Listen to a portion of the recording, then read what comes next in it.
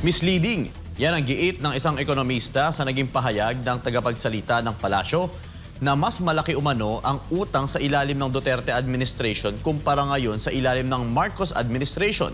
Alamin ang dahilan sa report ni Verhil Parba.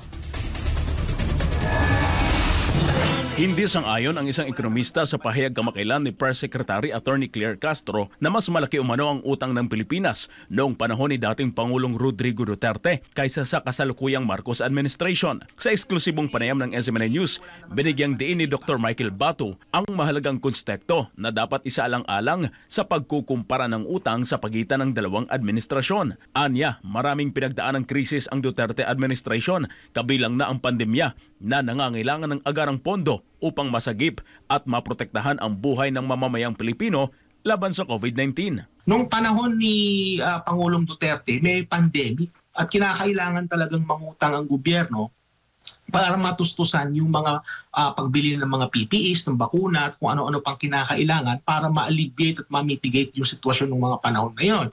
Sa ngayon, Jade, wala naman tayong pandemic. Bakit ang pangungutang natin ay tuloy-tuloy na tumataas ng tumataas? Batay sa datos ng Department of Finance o DOF, nasa 16.75 trillion pesos na ang kabuang utang ng kasalukuyang administrasyon, kabilang na ang foreign debt. Samantala, para kay Dr. Bato, ang unang 3 taon ng pamumuno ni Marcos Jr. ay maituturing na bagsak dahil hindi umano nito natutugunan ang paulit-ulit na problema gaya ng isyo sa sibuyas. Ang aking assessment dito is itong unang 3 taon ni Marcos Jr.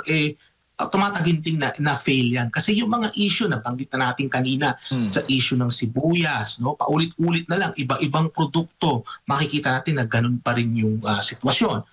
Git pa ni Dr. Bato, taliwas sa Duterte administration na may mga big-ticket projects tulad ng Build, Build, Build. Kahit may pandemya, wala umanong malinaw na proyekto ngayon na nagbibigay katwiran sa mabilis na paglobo ng utang. Ito si Verhil Parba, ang inyong citizen correspondent, nagulat para sa Diyos at sa Pilipinas nating mahal.